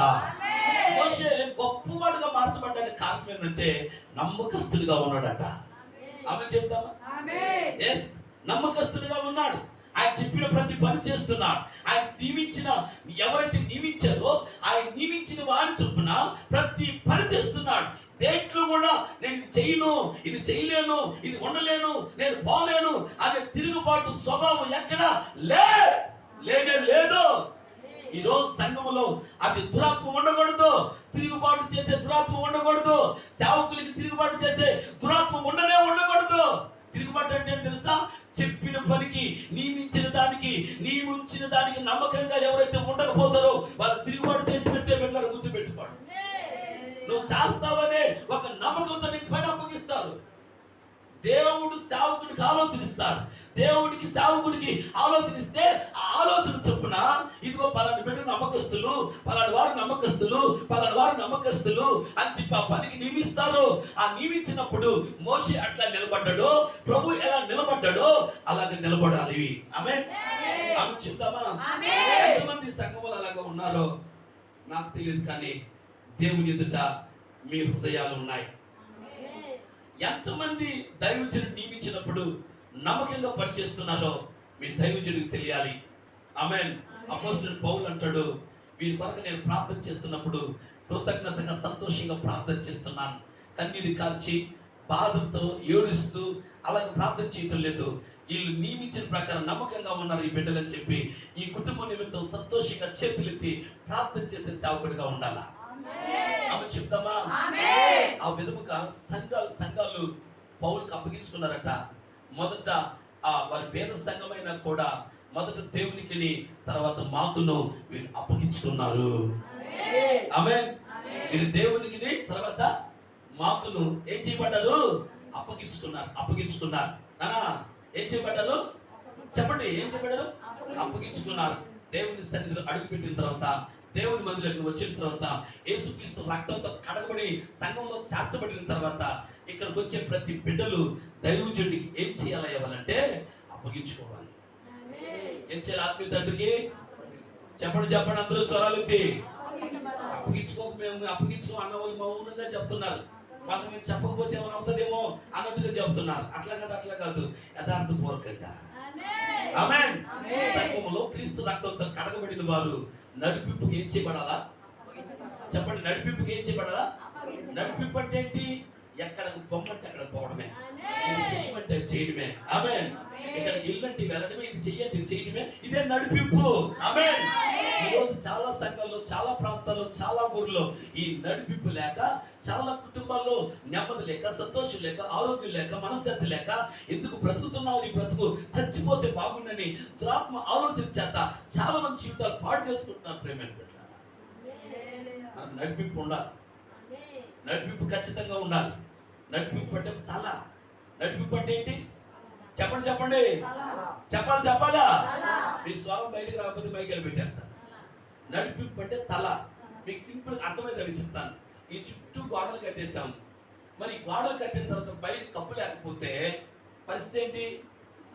ఎండ దీని మీదకి వచ్చేస్తుంది, వాన దీని మీదకి వచ్చేస్తుంది కదా, అవునా లేదా? అందుకని దీనికి ఏం చేస్తాము? కప్పేస్తాం. బిడ్డల సంఘానికి కప్పు ఎవరు అంటే, బిడ్డలు తడవకుండా, ఎండ దెబ్బ ఎనిమిది దెబ్బ తగలకుండా కాపుదల దేవుడు ఎవరిని పంపాడంటే దైవజనుడిని పంపాడు. ఆమేన్. ఈ తలనొప్పి లేకపోతే మొండంతో పిచ్చి ప్రవర్తన చేసి ఎక్కడికి వెళ్ళాలో నీకు తెలియదు, ఏం చేయాలో నీకు తెలియదు, ఎక్కడ పోతావో తెలియదు, దేనికి లోపడో, ఎక్కడ ఏ పని చేయాలన్నా దైవజనుడి ఆలోచన అడగరు వాళ్ళు. ఈ పని చేస్తే దేవుని సేవకునే ఆలోచన అడగరు, నా ఖర్చున ఆలోచన అని చెప్పి ఆ ప్రకారం వెళ్ళిపోతారు వాళ్ళు. ఎందుకని? వాళ్ళకి తల లేదు, వాళ్ళు మొండిమే. వాడలు కట్టుకొని కప్పు లేకపోతే వారి బ్రతికి ఎట్లా ఎండిపోతుందో, నిజంగా దైవజనుడి యొక్క నడిపింపు లేకపోతే ఆ విధంగా వారి జీవితాలు ఎండిపోతాయి. పరిశుద్ధాత్మ దేవుడు బయలుపరుస్తున్న అనుభవాలు, ఇది సత్యం, ఇది ఉపదేశం. పెట్టారా? గుర్తుపెట్టుకోండి. ఈ మాటకి కట్టబడిన వారై అప్పగించుకున్న వారుగా నిజంగా నీవు కనబడితే ఈ రోజు నుంచే ఆశీర్వాదంలో మొదటిగా నీ మీదకి దిగి వచ్చేస్తుంది యేసునామములో. నీ మీద కృప దిగి వస్తుంది యేసునామములో. ఎంత దీవెనకరంగా మారిపోతావు అంటే అంత దీవెనకరంగా మార్చబడతావు. దేవునికి స్తోత్రం కలుగును గాక. హల్లెలూయా. ఎఫెసీయులకు రాసిన పత్రిక అపోస్తలుడైన పౌలు త్వరగా ఎఫెసీయులకు రాసిన పత్రిక 4వ అధ్యాయం 7వ వచనం స్పీడ్గా. ఎఫెసీయులకు రాసిన పత్రిక 4వ అధ్యాయం 7వ వచనం మనం చదువుదాం. అయితే మనలో ప్రతి వానికిని క్రీస్తు అనుగ్రహించు వరము ఆ, అందుచేత ఆయన ఆరోపణమైనప్పుడు కొలసీలు రాసిన పత్రిక 4:7. ప్రియ సహోదరుడు, ప్రభువునందు నమ్మకమైన పరిచారకుడును నా తోటి సేవకుడైన తుకికు నన్ను గూర్చి సంగతులన్నీ మీకు తెలియచేయను. దేవునికి స్తోత్రం కలుగును గాక. మీరు మా స్థితి తెలుసుకున్నట్లు మీ హృదయములను అతడు ఆదరించినట్లును అతనితో కూడా నమ్మకమైన ప్రియ సహోదరుడైన ఒనేసిమును మీ యొద్దకు పంపుచున్నాను. ఇతను మీ యొద్ద నుండి వచ్చిన వాడే. ఇక్కడ అద్భుతమైన మాట తెలియపరుస్తున్నారు. దైవజనుడు అపోస్తలుడైన పౌలు చెప్తున్నాడు, తన యొద్ద పరిచయం చేస్తూ అప్పగించుకున్న వారి గురించి చెప్తున్న మాట ఏంటి తెలుసా? వీరు నమ్మకమైన పరిచారకులు. ఆమె చెప్తామా? నమ్మకమైన పరిచారకులు. ఆమేన్. నేను ఏ టైము నేను ప్రభు సేవలో తిరుగుతూ ఉంటాను. తిరుగుతున్నప్పుడు నేను రావడం ఒకవేళ ఆలస్యమైన, ఇదిగో నమ్మకమైన పరిచారకులు ఆ సంఘంలో ఉన్నారు. నేను ఉన్నప్పుడు ఎంత ఆశీర్వాదకరంగా సంఘం నడిపించబడుతుందో, నేను లేనప్పుడు కూడా అదే ఆశీర్వాదంతో ఆ సంఘం నడిపించబడుతుందని ఒక నమ్మకత్వం దైవజనుడికి మీరు ఇవ్వాలి అక్కడ. ఆమేన్. మీకు అర్థమవుతుందా? అర్థం కావట్లేదు కదా? యేసు రక్తం ఇచ్చి నన్ను బ్రతికించారంటే మీకు మీరు చెప్తున్న ఈ వాక్యం మీకు వ్యర్థం కాకపోతే నన్ను బ్రతికించినట్టే. మీరు అర్థమైతే నన్ను బ్రతికించినట్టే. వ్యర్థం చేస్తే యేసు రక్తం ఇచ్చాం. కాబట్టి ప్రభు చెప్పే మాట ఏంటంటే, దైవజనుడికి సంఘము ఒక నమ్మకత్వాన్ని చేకూర్చాలి, ఒక నమ్మకత్వాన్ని కనపరచాలి. పలానోళ్ళు ఉన్నారయ్యా, ఇబ్బంది లేదయ్యా, అస్సలు భయపడాల్సిన అవసరం లేదయ్యా, కొంచెం కూడా అయ్యో సంఘం చెదిరిపోతుందేమో, లేకపోతే వాళ్ళు అట్టే వెళ్ళిపోతారేమో అని భయపడాల్సిన అవసరమే లేదయ్యా అని ఒక నమ్మకత్వం నీలో నుండి దైవజనుడికి కలగాల. ఎవరి నుండి, ఎవరి ద్వారా, ఎవరిని బట్టి దైవజనుడు ఆ నమ్మకత్వాన్ని కలిగి ఉంటాడో చేతులెత్తగలుగుతారా? నన్ను బట్టి నా దైవజనుడు నమ్మకంగా ఉంటాడు, నన్ను బట్టి నా దైవజనుడు ఆ నమ్మకం కలిగి ఉంటాడు, నన్ను బట్టి ధైర్యంగా ఉంటాడు అని చెప్పగలుగుతామా? చెప్పలేరా? యేసు రక్తం ఇచ్చి. ఇక మనం చదివిన పాఠం ఏంటంటే, మోషే ఈ దేవుని ఇల్లంతట్లో నమ్మకస్తుడిగా ఉన్నాడు. ఈయన కూడా తను నియమించిన వానికి ఎట్లా ఉన్నాడు? నియమించిన వానికి నమ్మకస్తుడిగా, నమ్మకమైన వాడుగా ఉన్నాడు. ఈరోజు దేవుని కార్యాలు బలంగా ఎప్పుడు జరుగుతాయి తెలుసా? సంఘములో దైవజనుడు నమ్మకమైన వారు, ఇదిగో ఈ నమ్మకమైన వారిని నమ్మకత్వాన్ని పెట్టుకుంటే ఖచ్చితంగా సంఘంలో గొప్ప కార్యాలు జరుగుతాయి. ఒక కార్యం కాదు, ఎన్ని కార్యాలు చేయడానికైనా దైవజనుడు ముందుకు వస్తుంది. ఎందుకంటే సేవకుడు అప్పగించుకోవడానికే కదా, మీకోసమే, మీ ప్రాణాలు బాగు చేయడానికే, మీ బ్రతుకులు బాగుపడడానికే. ఒక్కొక్క పూట టైం అయిపోతుంటే వాళ్ళు తినకపోయినా తాగకపోయినా పరిగెత్తుకొని చేస్తూ ఉంటారు. మీకు ఏమైనా సమస్య వచ్చినా, అయ్యో బాగలేదన్నా, లేకపోతే ఇబ్బంది అన్నా కూడా ఎన్ని పోరాటాలతో ఎన్ని సమస్యలతో నలిగిపోతారో మీకు తెలియదు. కానీ నువ్వు మాత్రం ఒక నమ్మకత్వాన్ని మాత్రం కనపరచలేకపోతున్నావేమో. పౌలు చెప్తున్నాడు, ఇక్కడ ఒనేసిము గురించి సాక్ష్యం చెప్తున్నాడు, తుకి గురించి సాక్ష్యం చెప్తున్నాడు. ఇదిగో వీరు నమ్మకమైన పరిచారకులు. మంచోళ్ళు అయితే ఏమని తెలుసున్నా? ఆమేన్ అని చెప్పండి. మంచోళ్ళు అయితే మంచోళ్ళేనా? ఒకసారి గట్టిగా ఆమేన్ చెప్తామా? మంచోళ్ళు చెప్తామా? ఆమేన్. ఇప్పుడు దాకా ఈ నమ్మకత్వం నా సేవకుడికి, నా ఆత్మీయ తండ్రికి, నా కొరకు కన్నీరు కారుస్తూ, నా కొరకు ప్రార్థిస్తూ, నా కొరకు అప్పగించుకున్న నిజంగా నా ఆత్మీయ తండ్రికి ఇటు నమ్మకత్వం నేను కనపరచలేదేమో. ఈ రోజు నేను స్టార్ట్ చేస్తాను. నా దేవుని ఎదుట మాటిస్తున్నాను, నా ప్రభు ఎదుట నేను మాటిస్తున్నాను. ఈ విధముగా నేను నా దేవుని ఎదుట, నా ఆత్మీయ తండ్రికి నేను నమ్మకత్వాన్ని కనపరుస్తాను అని ఎవరైనా చెప్పగలిగితే నీ కుడి చేయొద్దు, నీ కొరకు ప్రార్థన చేస్తాం. దేవుని మీరు దీవించబోతున్నాడు యేసు నామములో. ఆమేన్. ప్రభువా, నేను నమ్మకంగా ఉంటాను. ఆయన ఒక మాట అంటావా? నేను నమ్మకంగా ఉంటానయ్యా. ఈ రోజు నుంచి నిజంగా ఒక నమ్మకత్వంగా నేను బ్రతుకుతానయ్యా. నిజమే, నా మీద ఎంతో ఆశ పెట్టుకున్నాడు నా ఆత్మీయ తండ్రి, నిజంగా ఎంతో నమ్మాడు. కానీ నమ్మకత్వం నేను కనపరచలేకపోయాను. చివరిసారిగా ఒక్కసారి నాకు క్షమాపణ భిక్ష పెట్టు ప్రభా. ఒక్కసారి నా మీద జాలి చూపించి, దయ చూపించు ప్రభా. నేను నమ్మకమైన ఆ తుకికి లాగా, నమ్మకమైన మోషేలాగా, నమ్మకమైన ఒనేసిము లాగా నేను ఉంటాను ప్రభా. నిజంగా కొంతమంది అయితే తప్పకుండా కన్నీరు ఖర్చు ప్రార్థన చేస్తున్నారు. కొంతమంది అయితే నిజంగా దేవుని సన్నిధిలో అప్పగించుకొని ప్రార్థన చేస్తున్నారు. దేవునికి స్తోత్రం కలుగును గాక, దేవునికి మహిమ కలుగును గాక. ఈ నమ్మకమైన వారి వల్ల ఏం కలుగుతుంది అని అంటే ఆమె చేతులు దించుదాం. 4వ అధ్యాయం 11వ వచనంలో త్వరగా 4వ అధ్యాయము 11వ వచనంలో నేను వివరించలేని టైం అయిపోయింది కనుక చదువు. 4వ అధ్యాయం 11వ వచనం కొలస్సీయులకు రాసిన పత్రిక 4:11.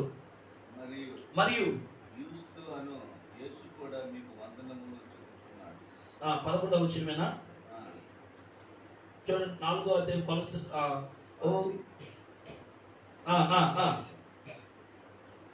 కానీ చెప్పండి. మీరు సున్నతి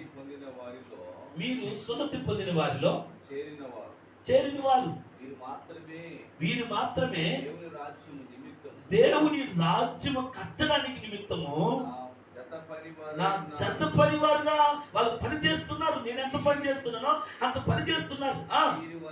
వీరి వలన నాకు ఆదరణ కలిగిను. చెప్పకూడదు ఒకసారి ముగిస్తున్న ఈ సమయంలో ప్రియమైన బిడ్డలు గమనించండి. దైవజనుడు అపోస్తలుడైన పౌలు ఇక్కడ ఉన్న వారిని బట్టి సాక్ష్యం ఇస్తున్న మాట ఏంటో తెలుసా? వీరి వలన నాకు ఆదరణ కలిగింది. అబ్బా అబ్బబ్బబ్బబ్బా అబ్బా అబ్బా అబ్బబ్బా ఎంత గొప్ప మాట తెలుసా? దైవజనుడు హృదయపూర్వకంగా గుండె లొత్తులను చూసి వాళ్ళ వైపు చూసి సంఘంలో వాళ్ళ వైపు చూసి చెప్తా ఉన్నాడు, ఇదిగో వీరి వల్ల నాకు ఎప్పుడు ఆదరణ కలుగుతుందయ్యా. నీ పేరు ఈ సలోమన్ వల్ల నాకు ఎప్పుడు ఆదరణ కలుగుతుందని దైవజనుడి గుండెల్లో నుంచి చెప్పాలా? నీ పేరు తల్లి నీకు అని వినబడుతుంది. చెప్పేదా? కొంచెం చెప్పే పేరు సుగుణ. ఈ సుగుణము వల్ల నాకు ఆదరణ కలుగుతుందయ్యా, నిజంగా వాళ్ళు ఆదరిస్తారయ్యా అని దైవజనుడు చెప్పిన రోజులున్నాయా? అనేక రోజులు చెప్తా ఉన్నాడు నా గురించి అని అంటావా? లేకపోతే ఒక్కసారి కూడా అలా చెప్పలేకపోతున్నాడు అనే స్థితిలో ఏమైనా ఉన్నామేమో? ప్రేమిని బిడ్డ, ఒకసారి ఆలోచించు. ప్రభు అయితే త్వరగా రాబోతున్నాడు. నీవు సంఘంలో ఎలా ఉండాలో తెలుసా? దైవజనుని ఆదరించేవారుగా ఉండాలా. దైవ సేవకురాలని ఆత్మీయతలని ఆదరించేవారుగా ఉండాలా. పౌలు చెప్తున్నాడు ఇక్కడ, వీరి వలన నాకు ఆదరణ కలుగుతుందయ్యా, వీరి వల్ల నాకు ఆదరణ కలుగుతుందయ్యా. నేను వెళ్ళి చిప్పుకొని, నేను వెళ్ళి పట్లేసుకొని, నేను వెళ్ళి మైకులు పెట్టుకొని, నేను వెళ్ళి డ్రమ్ములు కొట్టుకొని, నేను వెళ్ళి పిలిచే స్థితి నాకైతే లేదయ్యా. మనవరపడు సంఘంలో అయ్యా మంచి బిడ్డలు ఉన్నారయ్యా, నమ్మకమైన వారు ఉన్నారయ్యా, నాకు ఆదరణ కలిగించే వారు ఉన్నారయ్యా. కన్నీటితో గుండె లోతుల్లో మీ కొరకు ప్రార్థన చేసేటప్పుడు, మోకాల మీదకు దైవజనుడు వచ్చినప్పుడు, మీ కుటుంబ నిమిత్తం చేతులు ఎత్తినప్పుడు హృదయపూర్వకంగా తండ్రి ఎదుట కృతజ్ఞత స్తుతులు మీ నిమిత్తం చెప్పాలా? మీ నిమిత్తం చెప్పాలా? మీ నిమిత్తం చెప్పాలా? చెప్పాలి. మీ నిమిత్తం చెప్పాలా? మీ నిమిత్తం మీ కొరకు దైవజనుడు మోకరించి చేతులు ఎత్తినప్పుడు మీ కొరకు థ్యాంక్స్ గా దేవుని సన్నిధిలో కృతజ్ఞతలు చెప్పాలా? ఏడవాలా? ఎస్ సొలొమోన్ ఈ బిడ్డ వల్ల నాకు ఆదరణ కలుగుతుంది అని సంతోషంగా చెప్పాలి దైవజనుడు. మీ అందరి పేర్లు అడగట్లేదు, మీ అందరి పేర్లు బట్టి అదే పలానా అక్క, పలానా సిస్టర్, పలానా చెల్లి, ఇదిగో పలానా తల్లి, అయ్యా వీళ్ళ వల్ల నాకు ఆదరణ కలుగుతుంది, ఈ కుటుంబం వల్ల నాకు ఆదరణ కలుగుతుందయ్యా. ఈ మాట చెప్పుకుంటే చాలు నీ జీవితంలో పిండికి నూనెకి కొదులేని ఆశీర్వాదంతో నువ్వు నింపబడిపోతావని తెలుస్తున్నామలో. దేవునికి స్తోత్రం కలుగును గాక. గొప్ప గొప్ప కోటేశ్వరి పిల్లలలో కూడా కొద్దిగా ఏర్పరచబడింది, కానీ ఒక బీద ఎదవరాలింట్లో కొద్దిగా ఏర్పరచబడలేదట. కారణం ఏంటో తెలుసా? ఆ దైవజనుడిని, దేవుని చేత పంపబడిన దైవజనుడిని ఆమె ఆదరించింది కనుక. దేవునికి స్తోత్రం కలుగును గాక. ఈరోజు ఎంత హృదయపూర్వకంగా ఈ మాట తీసుకుంటున్నావో, ఈ రాత్రి మందిరం నుంచి బయటకు వెళితే ఒక తీర్మానం చేసుకొని వెళ్ళు. లేకపోతే యాకోబులాగా రాత్రి అంతా ప్రార్థనలు పెరిగిలాడు. ఖచ్చితంగా నువ్వు తీర్మానం చేసుకున్నాను అంటే బయటకు అడుగు పెట్టు. ఉదయం లోపల ఏదో గొప్ప కార్యానికి సరిపోతుంది. వేస్తున్నాములో దేవుని సేవకుడిగా అభిషేకించబడిన దేవుని సేవకుడిగా చెప్తున్నాను, ఇది ఆత్మీయ జీవితంలో ఒక నివరించి చెట్టు ఎదిగినట్లు వారు అలాగే ఎదగతారు కనుక వేస్తున్నాములో. దేవునికి మహిమ కలుగును గాక, దేవునికి స్తోత్రం కలుగును గాక. నిర్గమాకాండం 17వ అధ్యాయము 10వ వచనంలో ఒక అద్భుతమైన మాట, ఇలాంటి ఆదరణ ఏంటో మనకు ఒక మాట ఆడ కనబడుతుంది. ఈ మాట చదివి ప్రార్థన చేసుకుందాం. దేవునికి స్తోత్రం కలుగును గాక. నిర్గమాకాండము 17వ అధ్యాయం 10వ వచనం. 17వ అధ్యాయము 10వ వచనం. నిర్గమాకాండం 17వ అధ్యాయం చదువు ప్రవీణ్. 17వ అధ్యాయము 10వ వచనం. యెహోషువ మోషేతో తనతో చెప్పినట్లు అమాలేకీయులతో మోషే అహరోను ఆ కొండ శిఖరం ఎక్కిరి. మోషే తన చెయ్యి పైకెత్తినప్పుడు ఇశ్రాయేలు గెలిచిరి. మోషే తన చెయ్యి తిప్పినప్పుడు అమాలేకులు గెలిచిరి. మోషే చేతులు బరువెక్కగా వారు ఒక రాయి తీసుకుని వచ్చి అతడు దాని మీద కూర్చున్నట్టుకయ్యి ఒకడు ఈ పక్కను ఒకడు ఆ పక్కను ఏం చేశాడు? ఒకడు ఈ పక్కను ఒకడు ఆ పక్కను అతని చేతులను ఏం చేశారంట? అందరూ చదవండి అక్కడ.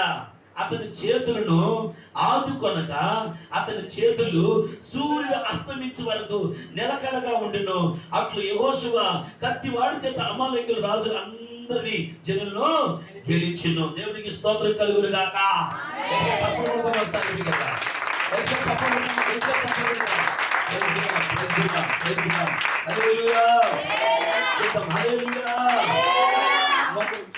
చేతులెత్తి. ఇక చూడండి, ఇక్కడ దేవుని చేత ఏర్పరచబడిన సేవకుడు సంఘం నిమిత్తము ప్రజల నిమిత్తము ఏం చేస్తున్నాడు? ప్రార్థన చేస్తున్నాడు, చేతులు ఎత్తుతున్నాడు. ఎప్పుడు దాకా ఈ చేతులు ఉంటాయి? ఎప్పుడు దాకా చేతులు ఎత్తుంటాడు? మీరు చెప్పాలి. ఎంతసేపు చేతులు అట్లాగే పైకి ఎత్తుంటాడు? బొరివెక్కవా? అలాగే బొరివెక్కే కొద్ది ఏమవుతుంటాయి? దిగతాయి. ఈ చేతులు పైకెత్తుతుంటే మీ కుటుంబాల్లో గొప్ప విజయం సాధిస్తారని తెలుసునామలో. ఎలాంటి గొప్ప ఆశీర్వాదమైన కార్యాలు జరగాలో అన్ని గొప్ప కార్యాలు మీ జీవితాల్లో, మీ కుటుంబాల్లో, మీ పిల్లల్లో మీరు ఏమి అడుగుతున్నారో తప్పకుండా దేవుడు చేస్తాడంతే. దాంట్లో తిరిగి లేదు, దాంట్లో తిరిగి లేదు. ఈ చేతులు ఇలా ఎత్తినప్పుడు, సేవకుడి చేతులు ఎత్తినప్పుడు మీ కుటుంబానికి విజయం కలుగుతుంది. ప్రతి కుటుంబాల్లో ఎక్కడ దురాత్మ పారిపోతుంది. జయం జయం జయం జయమని ఒక జయంతో నిలబడుతుంది. ప్రతి ఇంటి మీద సిలువ జెండా ఎగరవేయబడుతుంది. ఈ చేతులు అలాగే ఎత్తినప్పుడు, ఈ చేతులు ఎప్పుడైతే బురివెక్కుతాయో ఈ చేతులు ఏమవుతాయి? ఆటోమేటిక్ దిగిపోతాయి. ఈ చేతులు దిగినప్పుడు ఏం జరుగుతుందో తెలుసా? కుటుంబాలను కలిపెట్టే శత్రువు నవ్వుతూ వాడు గెలుస్తున్నాడు. దేవుని ప్రజలు ఏమైపోతున్నారు? ఓడిపోతున్నారు. ఇప్పుడు చెప్పండి, దేవుని ప్రజలుగా ఉన్న మనము ఓడిపోవాలా గెలవాలా? గెలిస్తే సంఘం పట్టక ఈ గోడలు పాస్టర్ గారు ఇప్పండి అక్కడ దాకా కట్టేద్దాం కానివ్వండి అని అనవా? నువ్వు అంటావా? అనవా? మరి కట్టిన మందిలోనే ప్లేస్ కనబడుతుందంటే నువ్వు ఇప్పుడు ఏం చేస్తున్నావు? దైవజనుడు చేతులు పైకెత్తే ఉన్నాడా? ఏం చేస్తున్నాడా?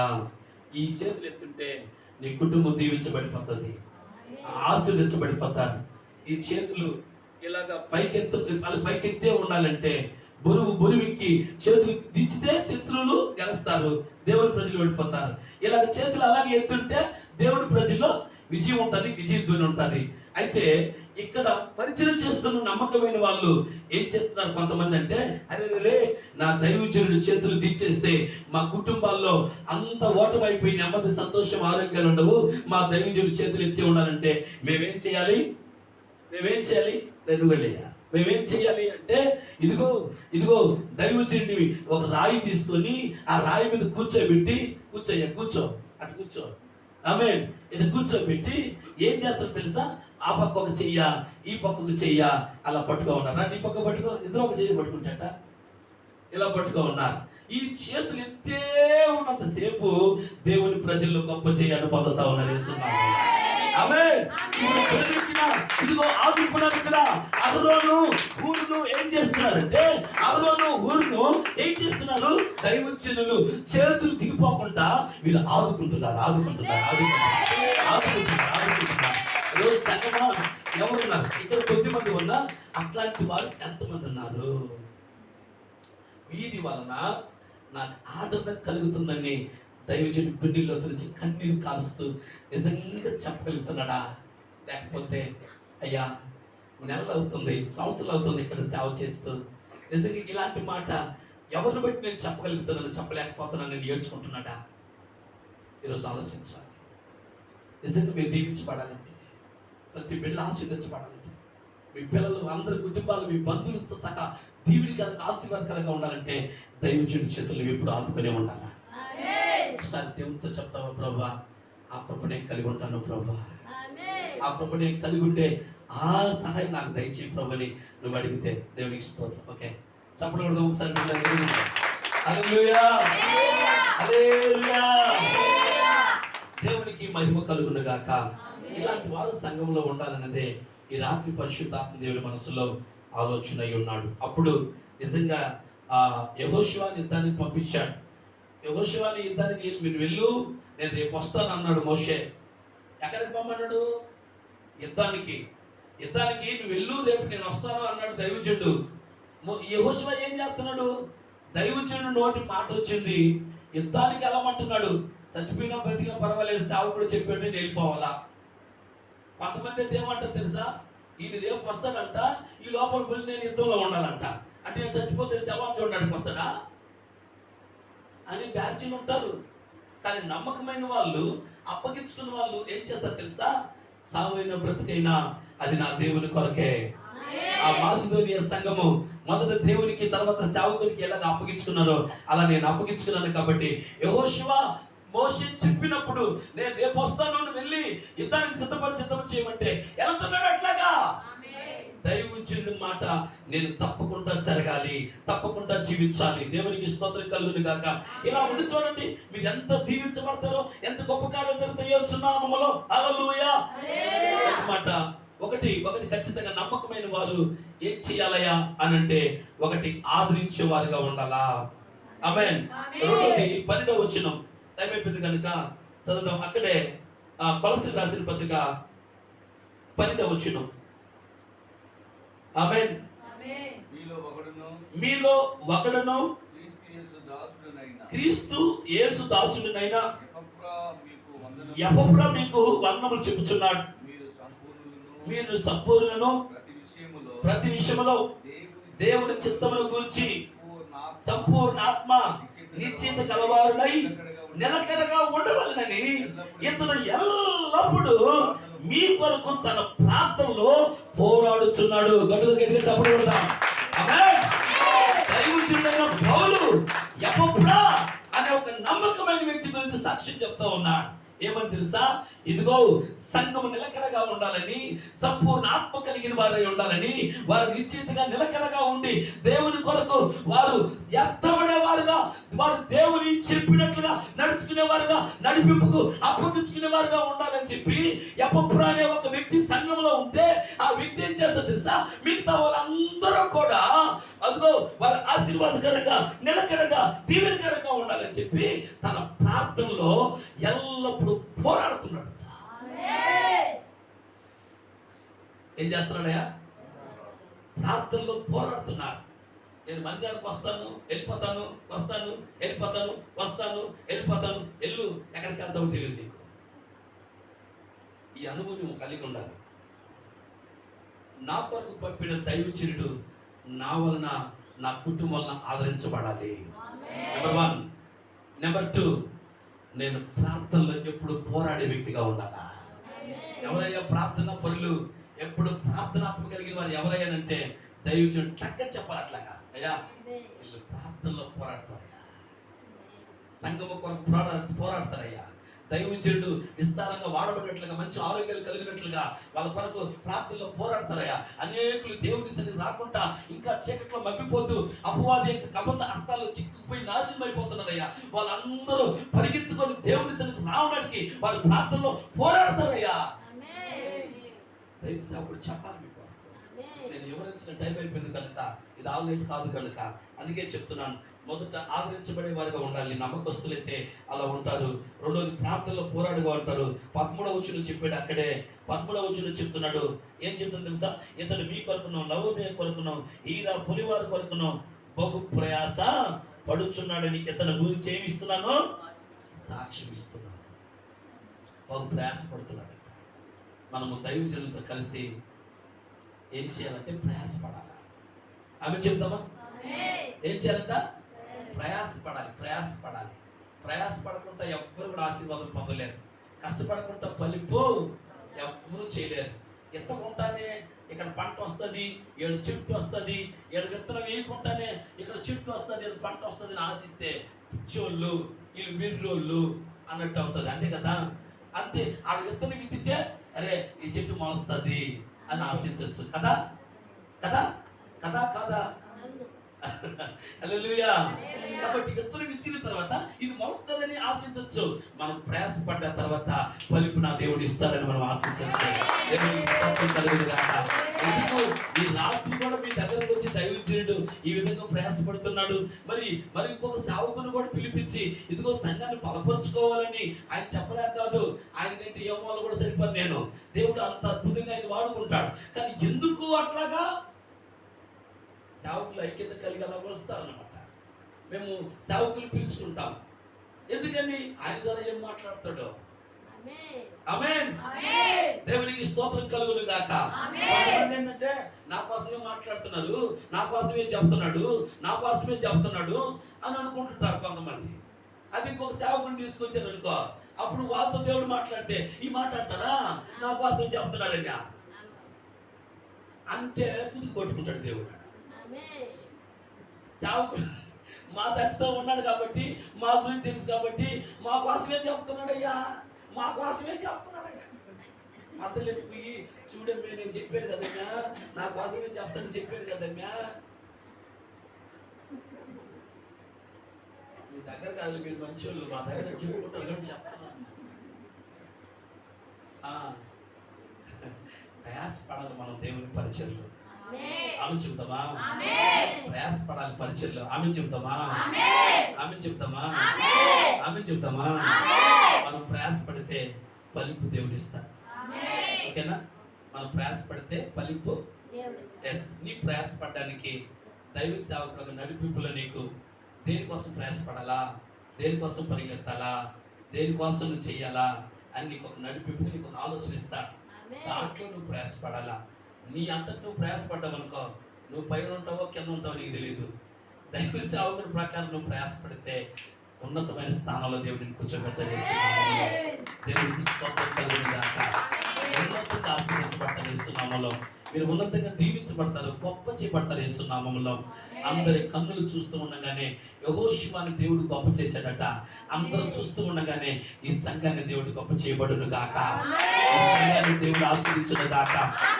ఎంతమంది ప్రజలు చుట్టుపక్కల ఉన్నారో ఈ ఊరి వారి మధ్య అంతట్లో కూడా ఈ సంఘమును దేవుడు ఆశీర్వాదకరంగా మార్చును గాక, దీవెనకరంగా మార్చును గాక. ఆశ నీకుందా దేవుడు ఈ సంఘాన్ని దీవించాలని, అందరికంటే గొప్పగా ఉండాలని ఇలాంటి ఆశ నీ కలిగి ఉన్నావా? అనేకులకి నేనే ఆహారం పెట్టే వ్యక్తిగా, అనేకులకి నేనే దప్పికి తీర్చే వ్యక్తిగా మారిపోవాలని నీకు ఆశ ఉన్నట్లయితే ఈ 3 అనుభవాలు కలిగి ఒక తీర్మానం చేసుకుందాం. అందరూ పైకి లేచి పడదాం, చిన్న ప్రార్థన చేద్దాం. అందరూ పైకి లేచి పడదాం. గ్లోరీ. నిజముగా ప్రభు సన్నిధిలో మనం ప్రార్థన చేసేవారిగా ఈ రాత్రి ఉంటే దేవుడు నాతో మాట్లాడాడు అని దేవుని ఆత్మ కలిగిన వ్యక్తిగా నువ్వు గ్రహించగలిగితే ఈరోజు పరిశుద్ధాత్మ దేవుని తల మీద అలా దిగిపోతున్నాడు. అంతే, ఖచ్చితంగా ఆయన బాహుని, ఆయన హస్తాన్ని మీద చాపబోతున్నాడు దేవుడు. ఎన్ని భూమిగా ఒకవేళ ఉన్నావా? ఎస్, నీ జీవితంలో ఎన్నో రోజుల నుంచి ప్రార్థన చేస్తున్నావు, అడుగుతున్నావు, దేవుని కాలు పట్టుకుంటున్నావు. అయినప్పుడు కూడా ఎండిన జీవితంలో ఎండిపోయిన భూమిలాగా నువ్వు ఉన్నావా? అయితే నువ్వు భయపడబాక, అయితే నువ్వు కలవరం చెందబాక. ఈ ఎండిపోయిన భూమి పగిలిపోతూ ఉన్నా, ఇంకా చీలిపోతూ ఉన్నా, నన్ను పుట్టించిన నా దేవుడే నా దప్పికి తీర్చగలుగుతాడని ఆ భూమి దేవుని కొరకు కనిపెట్టుకోండి. వెళ్ళారా సంగమా, నీవు కూడా నీ జీవితంలో ఏ కార్యం జరగలేదని ఒకవేళ వెనకబడి ఉన్నావేమో, ఇదిగో ప్రభు చెప్తున్న మాట, నువ్వు కనిపెట్టుకోవటం నిజమైతే, నువ్వు దేవుని మీద ఆధారపడటం నిజమైతే, నువ్వు తండ్రి వైపు చూడటం నిజమైతే, ఆ ఎండిపోయిన భూమి పగిలిపోతున్న భూమి తన దప్పికి తీర్చడమే కాక ఒక ప్రవాహ చలవనే కుమరించిన దేవుడు ఆయన. ఎస్, ఆనాడు ప్రవాహ జలమును కుమరించిన దేవుడు ఈనాడు కూడా అదే ప్రవాహ జలమైన ఆ కృపణ ఆశీర్వాదాన్ని నీ మీద కుమరిస్తున్నాడు ఆయన. ఆ భూమి తన దప్పికి తీర్చడమే కాక అనేకులు దప్పికి తీర్చే విధంగా దేవుడు లేపాడు. ఇదిగో దేవుడు అన్యాయస్తుడు కాదు, దేవుడు అన్యాయస్తుడు కాదు, దేవుడు అన్యాయస్తుడు కాదు. కనిపెట్టుకున్న వారిని సిగ్గుపరచడానికి దేవుడు అన్యాయస్తుడు కాదు. నా దేవుడిని ఎత్తి నీ కుడి చేతిని పట్టుకోవడానికి ఆయన ఇప్పుడే నీ మీద ఆయన హస్తాన్ని చాపి ఉన్నాడు. నీ చెయ్య అలాగ చాపు ప్రభువా. అయ్యా అయ్యా అయ్యా, నీ మాట నేను వింటాను ప్రభువా. అయ్యా అయ్యా అయ్యా, నేను మొదట నీ మాట విన్నాను, ఆశీర్వదించబడిన నేను, ఇశ్రాయేలుగా మార్చబడ్డ నేను ఇప్పుడు ఇంకా నీ మాట వినే స్థితిలో నేను ఉండాలి ప్రభువా. నువ్వు నాతో మాట్లాడావు నాయనా, నువ్వు నన్ను సృష్టించావు, నన్ను నిర్మించావు, నీ కొరకు ఏర్పరచుకున్నావు, నాకు సహాయం చేయబోతున్న నీవు నాతో మాట్లాడావు. నేను ఎదగాలని, నేను ఎదగాలని, నేను ఎదగాలని, నా బిడ్డలు ఎదగాలని, నా జీవితం ఎదగాలని, నా కుటుంబం ఎదగాలని నా తండ్రి ఎంతగానో పోరాడుతున్నాడే. ప్రార్థన చేశాను. మీ జీవితాల్లో ఇంతవరకు ఏ దప్పిక ఉందో దేవుడు తీర్చబోతున్నాడు యేసునామంలో. ప్రభు తీర్చబోతున్నాడు యేసునామంలో. నీ దప్పిక లేదా? దప్పిక లేకపోతే నీ దప్పిక తీర్చబడదు. ఖచ్చితంగా నీకు దప్పిక కలిగి ఉండాలి, ఒక దప్పిక కలిగి ఉండాలి. ఈ గ్రామం అంతా మారాలి ఒక దప్పిక. నా కుటుంబంలో ఎంతమంది ఉన్నారు, అందరూ కూడా ఎవ్వరు కూడా విడిచిపెట్టకుండా అందరూ ప్రభు పాదాల దగ్గర రావాలి. మన దప్పిక, ఒక దప్పిక, ఒక దప్పిక, ఒక దప్పిక, ఒక దప్పిక, ఒక దప్పిక, ఒక దప్పిక, ఒక దప్పిక. ఎస్, ఎవరు ఇలాగా దప్పిక తీర్చబడతారంటే నమ్మకమైన వారు ఎవరైతే ఉన్నారో వారి దప్పికని దేవుడు తీరుస్తాడు, వారి దప్పికని దేవుడు తీరుస్తాడు. ఎస్, ఒక తీర్మానం ఈ రాత్రి, ప్రభువా నువ్వు నాకు ఇచ్చిన ఈ సంఘములో నీ రక్తంతో కడగబడి నీ బిడ్డగా, నీ సన్నిధిలోకి అడుగుపెట్టిన బిడ్డగా, నీ చేత ఏర్పరచబడిన నీ బిడ్డగా, నీ దాసుగా, నీ దాసురాలుగా ప్రభువా ఒక నమ్మకమైన వ్యక్తిగా నేను కనబడతానయ్యా, నేను కనబడతానయ్యా, నేను కనబడతానయ్యా. అయ్యా ఎస్, ఎలా కనబడాలి? నమ్మకమైన వారు నేను కనబడతానని చెప్తున్నావు, మరి ఎలాగా? ఇదిగో నేను ఆదరించే వ్యక్తిగా ఉంటానయ్యా, నేను ఆదరించే వ్యక్తిగా ఉంటానయ్యా. నా బిడ్డని నేను ఎలా ఆదరించుకుంటానో, నా తండ్రిని నేను ఎలా ఆదరించుకుంటానో, ఇదిగో నా కొరకు పంపబడిన నా దైవజనుడిని, కుటుంబాన్ని నా విధంగా ఆదరించుకునే స్థితిలో నన్ను చేసుకో ప్రభువా. నేను నిలబడతాను నాయనా, నేను నిలబడతానయ్యా. ఆ అహరోను హూరును ఏ విధంగా దైవజనుడి యొక్క చేతులు దిగిపోకుండా ఏ విధంగా ఆదుకున్నారో ఆ వ్యక్తి నేనే కావాలి, ఆ అహరోను నేనే కావాలి, ఆ హూరును నేనే కావాలి. ఓ రిబా షబల రబతురా, ఆమెను నువ్వు అన్నావు, ఆమెను వాడు పరలోకంలో ఆమెను నిన్ను బట్టి. ఎస్, ఖచ్చితంగా నీ కన్నీరు సాక్ష్యం ఇస్తుంది, దైవజనుడిని బట్టి సాక్ష్యం ఇవ్వాలి. ఇదిగో ఇతను ప్రార్థనలో పోరాడతారయ్యా, సంఘము కొరకు ప్రార్థనలో పోరాడతారయ్యా. ఇదిగో సంఘము నిలకడగా ఉండాలని, ఇదిగో మేము నిలకడగా ఉండాలని, మా కొరకు ప్రార్థనలో పోరాడే బిడ్డలయ్యని సేవకుడు సాక్ష్యం ఇవ్వాలి. ప్రార్థన చేయి, ప్రార్థన చేయండి. ప్రభు నేను అట్లా ఉంటానని. ఎంతకాలం నువ్వు దేవుడు నమ్ముకున్నావు? ఎంతకాలమైన ప్రభు ఎద్దకు వచ్చి, ఎంతకాలం ప్రభు దగ్గరకు వచ్చి ఎంతమందిని దేవుడి ఎద్దకు నడిపించగలిగావు? నీకు దప్పికుందా? దప్పికుంటే తీర్చువాడు ఆయన కథ. ప్రార్థన చేయండి, ప్రార్థన చేయండి ప్రభు సన్నిధిలో, ప్రార్థన చేయండి. ఇతను ప్రార్థనలో పోరాడుచున్నాడు, ఇతను ప్రయాసపడుతున్నాడయ్యా, ప్రయాసపడుతున్నాడయ్యా. అబ్బబ్బబ్బబ్బా, ఇలాంటి వారికి కావాలన్నా, ఇలాంటి వారికి కావాలా? కొంతమంది అయితే తీర్మానం చేసుకుంటున్నారు, చాలా మంది కన్నీటితో తీర్మానం చేస్తా ఉన్నారు. నీ కన్నీరే నిజంగా దేవుడి సాక్ష్యం ఇచ్చేటట్టుగా నేను మార్చిపోతున్నాడు. అక్క, చెల్లి, నాన్న, తల్లి, దేవుడు నీ కన్నీరు చూస్తున్నాడు, నీ కన్నీరు చూస్తున్నాడు.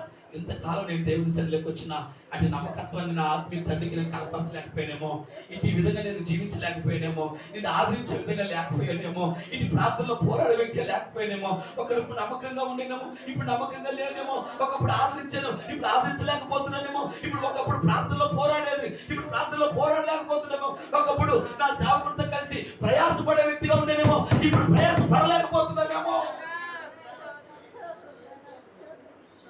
తీర్మానంతో ప్రభు సన్నిధిలో కదులుదాం, కదులుదాం, కదులుతాం, కదులుదాం, కదలాలి, కదలాలి, కదలాలి. నీవు మామూలుగా ఉంటే సరిపోదు, కట్టెల కింద నిప్పులాగా మారిపోవాలి. రాత్రి కట్టెల కింద నిప్పులాగా మారిపోవాలా, పనుల కింద దివిటిలాగా మారాలి. ఏదో వస్తూ పోతున్నామంటే కాదు, నీలో ఒక అగ్ని రగలాలా, ఒక మంట రగలాలా, నీవు ఒక ప్రత్యేకంగా ఉండాలా. ఏదో అంటే సరిపోదు. అందరూ వెళ్తున్నారు, నేను కూడా వెళ్తున్నాను, అందరూ ఉన్నారు, నేను ఉన్నాను. నో నో, నిన్ను బట్టి దేవుడు అలా ఏర్పరచుకోవాలా. నిన్ను ఈ ప్రాంతంలో ప్రత్యేకంగా ఏర్పరచుకున్నా, నీవు ఒక ప్రత్యేకంగా కనబడబోతున్నావు, నువ్వు ప్రత్యేకంగా నిలబడబోతున్నావు తండ్రి కోసం. నా తండ్రి నిన్ను ఏర్పరచుకున్నాడు. ఈరోజు ఒక తీర్మానం, ఒక తీర్మానం, ఒక తీర్మానం, ఒక తీర్మానం దేవుడు వింటున్నాడు. మీ హృదయ లోతుల్లో నుంచి నేను చేస్తున్న తీర్మానం దేవుడు వింటున్నాడు. ప్రార్థన చేద్దాం, ప్రభుకు సమర్పించుకుందాం, ప్రభుకు సమర్పించుకుందాం. స్తోత్రం, స్తోత్రం, స్తోత్రం, స్తోత్రం, స్తోత్రం. హల్లెలూయా, హల్లెలూయా, హల్లెలూయా. హల్లెలూయా హల్లెలూయా. నీ కృప నీ కృప నీ కృప నీ కృప నీ కృప నిరంతరం నీతోనే జీవించాలనే ఆశనన్నిలా బ్రతికించుచున్నది. నిరంతరం నీతోనే జీవించాలనే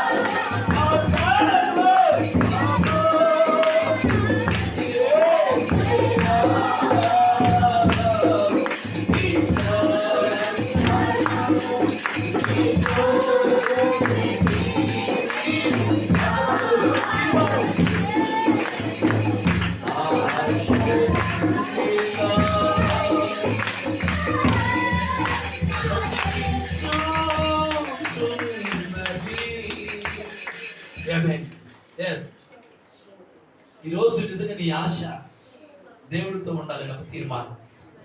విన్న వాక్యాన్ని బట్టి ఎంతమంది నిజంగా ఈ రాత్రి తీర్మానం చేసుకున్నారో దేవుడు తొంగి చూస్తున్నాడు వారి హృదయాలు.